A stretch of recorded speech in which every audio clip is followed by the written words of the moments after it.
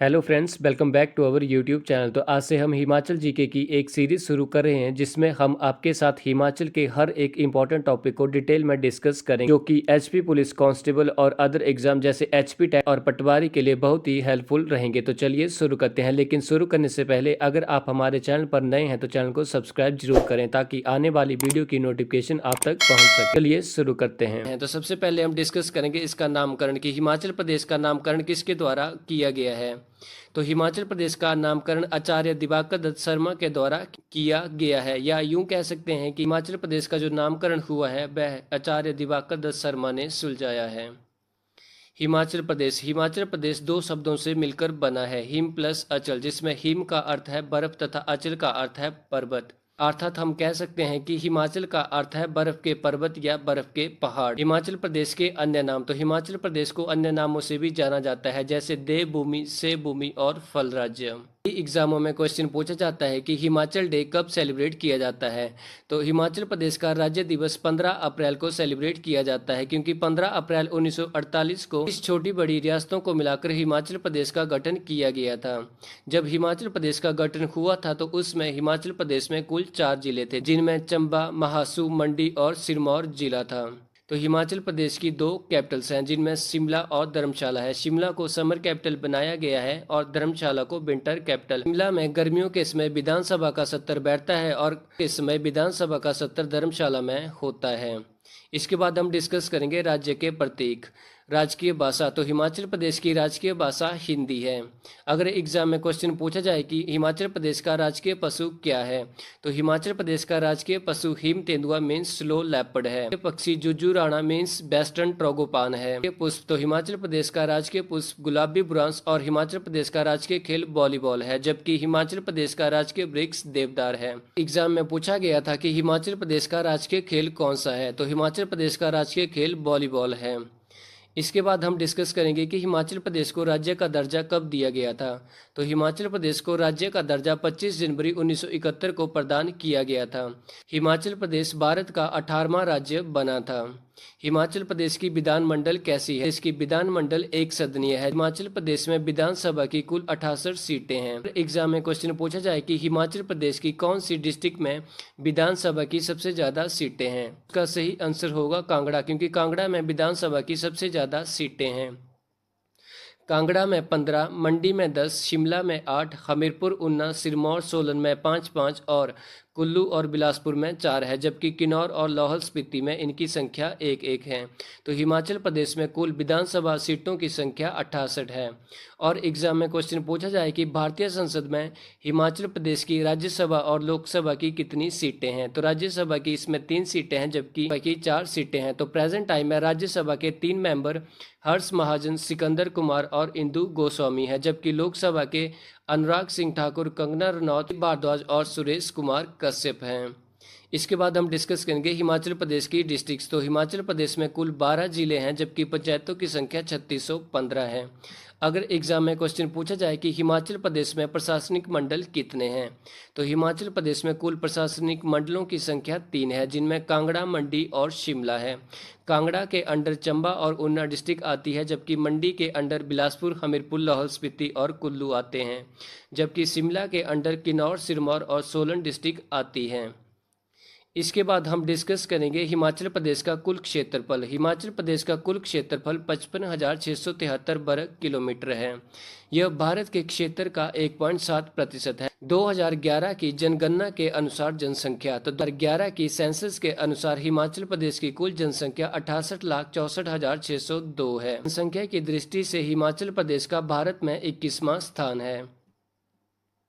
हिमाचल प्रदेश की मुख्य भूमि अक्षांश और देशांतर में, तो हिमाचल प्रदेश की मुख्य भूमि अक्षांश में 30 डिग्री 22 मिनट 40 सेकंड उत्तरी अक्षांश से लेकर 33 डिग्री मिनट 40 सेकंड उत्तरी अक्षांश तक है, जबकि देशांतर में 75 डिग्री 45 मिनट 55 सेकंड पूर्वी देशांतर से 79 डिग्री 4 मिनट 20 सेकंड पूर्वी देशांतर तक है। हिमाचल प्रदेश की समुद्र तल से ऊंचाई, तो हिमाचल प्रदेश की सी लेवल से हाइट 350 मीटर से लेकर 7000 मीटर तक है। हिमाचल प्रदेश का सीमा विस्तार। तो हिमाचल प्रदेश का जो सीमा विस्तार है वो इस प्रकार है। नॉर्थ में जम्मू कश्मीर, साउथ में हरियाणा, वेस्ट में पंजाब, साउथ ईस्ट में उत्तराखंड और ईस्ट में चाइना स्थित है। इसके बाद हम डिस्कस करेंगे हिमाचल प्रदेश की रेलवे लाइंस के बारे में। तो हिमाचल प्रदेश में रेलवे लाइंस की कुल संख्या 4 है, जिनमें कालका शिमला, नंगल ऊना, पठानकोट जोगिंदरनगर और बिलासपुर बानूपल्ली रेल मार्ग है। इसके बाद हम डिस्कस करेंगे एयरपोर्ट्स इन हिमाचल प्रदेश। हिमाचल प्रदेश में कुल कितने एयरपोर्ट्स हैं? तो प्रेजेंट टाइम में हिमाचल प्रदेश में कुल 3 एयरपोर्ट्स हैं, जिनमें बुंतर हवाई अड्डा जो कि कुल्लू में स्थित है, गग्गल कांगड़ा में स्थित है और जवाहर हट्टी शिमला में स्थित है। अगर एग्जाम में क्वेश्चन पूछा जाए कि हिमाचल प्रदेश का सबसे बड़ा एयरपोर्ट कौन सा है, तो हिमाचल प्रदेश का सबसे बड़ा एयरपोर्ट गग्गल हवाई अड्डा जो कि डिस्ट्रिक्ट कांगड़ा में स्थित है। रिवर्स इन हिमाचल प्रदेश। तो हिमाचल प्रदेश में कुल 5 नदियां बहती हैं, जिनमें ब्यास, सतलुज, चिनाब, रावी और यमुना नदी है। हम अगली वीडियो में हिमाचल प्रदेश की 5 मेजर नदियों के बारे में डिटेल में डिस्कस करेंगे और जानेंगे कि हिमाचल प्रदेश में यह नदियां कहां कहां बहती हैं और इनके वैदिक नाम क्या हैं। बहने वाली नदियों की कुल संख्या 5 है, जिनमें सतलुज, ब्यास, रावी, चिनाब और यमुना नदी है। तो सबसे पहले हम सतलुज नदी के बारे में डिटेल में पढ़ेंगे कि सतलुज नदी हिमाचल प्रदेश में कहाँ से एंटर करती है और इसकी लेंथ कितनी है। तो सतलुज नदी का वैदिक नाम स्तुद्री है, जबकि इसका संस्कृत नाम स्ताद्रु है। अगर एग्जाम में क्वेश्चन पूछा जाए कि सतलुज नदी का उद्गम स्थल क्या है, तो सतलुज नदी का उद्गम स्थल मानसरोवर झील, राक्सताल, तिब्बत है। ये हिमाचल प्रदेश में शिवकिला दर्रा, किन्नौर से हिमाचल प्रदेश में एंटर करती है। और अगर एग्जाम में क्वेश्चन पूछा जाए कि सतलुज नदी हिमाचल प्रदेश को कहाँ छोड़ती है, नदी हिमाचल को भाखड़ा गांव में छोड़ती है और पंजाब में प्रवेश कर जाती है। हिमाचल प्रदेश में प्रवाह क्षेत्र मीन सतलुज नदी हिमाचल प्रदेश में कितनी बहती है। तो सतलुज नदी की कुल लंबाई हिमाचल प्रदेश में 360 किलोमीटर है।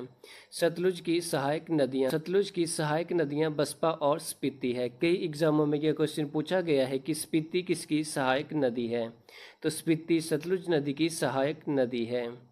प्रमुख कस्बे। सतलुज नदी के किनारे प्रमुख कस्बे कल्पा, रामपुर, शिमला, तत्तापानी और बिलासपुर है। सतलुज नदी के ऊपर भाखड़ा बांध का निर्माण हुआ है। भाखड़ा बांध का कार्य 1955 में शुरू हुआ था और इसका कार्य 1963 में पूरा हुआ था। भाखड़ा बांध बनने के कारण बिलासपुर में गोविंद सागर झील का निर्माण होता है। एग्जाम में क्वेश्चन पूछा जाए कि गोविंद सागर झील का निर्माण किस नदी पर हुआ है, तो इसका राइट आंसर होगा सतलुज नदी। विद्युत परियोजनाएं। तो सतलुज नदी के ऊपर नाथपा जाखड़ करछम बागतू जल विद्युत परियोजना है। नाथपा जाखड़ी की क्षमता 1500 मेगावाट है। समय में क्वेश्चन पूछा जाता है कि हिमाचल प्रदेश की सबसे लंबी नदी कौन सी है, तो हिमाचल प्रदेश की सबसे लंबी नदी सतलुज नदी है। अब इसके बाद हम ब्यास नदी के बारे में पढ़ेंगे। तो ब्यास नदी का वैदिक नाम अर्जिकिया तथा संस्कृत नाम बिपाशा है। उद्गम स्थल ब्यास कुंड है। दर्रे का पुराना नाम भृगुतुंग दर्रा है। प्रमुख कस्बे डी हमीरपुर कांगड़ा से बहती हुई मिर्थल नामक स्थान पर पंजाब में प्रवेश कर जाती है। हिमाचल प्रदेश में प्रवाह क्षेत्र मीन्स इसकी टोटल लेंथ कितनी है, तो यह हिमाचल प्रदेश में 256 किलोमीटर बहती है। तो ब्यास नदी की सहायक नदियां ऊहल, लूणी, पार्वती, बाणगंगा और कुना है। पिछले एक एग्जाम में क्वेश्चन पूछा गया था कि ऊहल किस नदी की सहायक नदी है, तो ऊहल ब्यास नदी की सहायक नदी है। प्रमुख कस्बे नदी के किनारे डिस्ट्रिक्ट कुल्लू, मंडी, हमीरपुर और कांगड़ा बसे हैं। मंडी में पंडोर डैम का निर्माण ब्यास नदी के ऊपर हुआ है। डैम से 13.16 किलोमीटर लंबी 2 सुरंगों से पानी कौल डैम बिलासपुर में डाला गया है। इस नदी के ऊपर पौंग डैम जो कि कांगड़ा में स्थित है उसका निर्माण हुआ है। अगर एग्जाम में क्वेश्चन पूछा जाए कि पौंग डैम का निर्माण किस वर्ष हुआ है, तो पौंग डैम का निर्माण 1975 में हुआ है। जल विद्युत परियोजनाएं। तो ब्यास नदी के ऊपर जल विद्युत परियोजनाएं बिनबा, बनेड़, ऊहल, लारजी, पौंग, डौला सिद्ध जैसी जल विद्युत परियोजनाएं हैं। अब इसके बाद हम रावी नदी के बारे में पढ़ेंगे। तो रावी नदी का वैदिक नाम परुशनी है, जबकि इसका संस्कृत नाम इरावती है। कई एग्जामों में ये क्वेश्चन पूछा गया है कि रावी नदी का वैदिक नाम क्या है, तो रावी नदी का वैदिक नाम परुशनी है। उद्गम स्थल। तो रावी नदी बड़ा बंगाल, बादल और तंतगिरी हिमखंडों से निकलती है और इसकी लंबाई हिमाचल प्रदेश में 158 किलोमीटर है। यह चंबा के खैरी नामक स्थान से निकलकर जम्मू कश्मीर में प्रवेश कर जाती है। रावी नदी की सहायक नदियाँ, तो रावी की सहायक नदियाँ बादल, तंतगिरी, स्यूल और साहो है। प्रमुख कस्बे, तो रावी नदी के किनारे चंबा और बरमौर शहर बसा हुआ है। जल विद्युत परियोजनाएं, तो चमेरा वन और चमेरा टू दो जल विद्युत परियोजनाएं हैं जिनकी क्षमता 2180 मेगावाट है। इसके बाद हम डिस्कस करेंगे चिनाब नदी। तो चिनाब नदी का वैदिक नाम अस्कनी है। चंदर और बागा नदी तांडी में मिलकर चिनाब नदी का निर्माण करती हैं। चिनाब नदी की सहायक नदियां, तो चिनाब नदी की दो सहायक नदियां हैं, चंदर और बागा। चंदर और बागा तांडी में मिलकर चिनाब नदी का निर्माण करती हैं। चिनाब नदी की कुल लंबाई, तो चिनाब नदी की हिमाचल प्रदेश में कुल लंबाई 122 किलोमीटर है। यह चंबा के बुजिन से जम्मू कश्मीर में प्रवेश करती है। प्रमुख कस्बे, तो चिनाब नदी के किनारे प्रमुख कस्बे तांडी और उदयपुर हैं। कई एग्जामों में क्वेश्चन पूछा गया है कि हिमाचल प्रदेश की सबसे बड़ी नदी कौन सी है। तो हिमाचल प्रदेश की सबसे बड़ी नदी चिनाब नदी है पानी के घनत्व की दृष्टि से। इसके बाद हम डिस्कस करेंगे यमुना नदी। तो यमुना नदी का वैदिक नाम कालिंदी है। इसका उद्गम स्थान कालिंद पर्वत यमुनोत्री उत्तराखंड से होता है। यह ताजेवाला नामक स्थान पर हिमाचल प्रदेश को छोड़ती है। यमुना की सहायक नदियां, तो यमुना की सहायक नदियां पब्बर, टॉन्स और गिरी है। कई एग्जामों में टॉन्स और गिरी के बारे में पूछा गया है कि यह किसकी सहायक नदियां हैं। तो पब्बर, टॉन्स और गिरी यमुना की सहायक नदियां हैं। यमुना नदी की हिमाचल प्रदेश में कुल लंबाई 22 किलोमीटर है। प्रमुख कस्बे के किनारे पौंटा साहिब और सिरमौर बसा हुआ है। अगर एग्जाम में क्वेश्चन पूछा जाए हिमाचल प्रदेश में बहने वाली सबसे छोटी नदी कौन सी है, तो हिमाचल प्रदेश की सबसे छोटी नदी यमुना नदी है। Thanks for watching this video.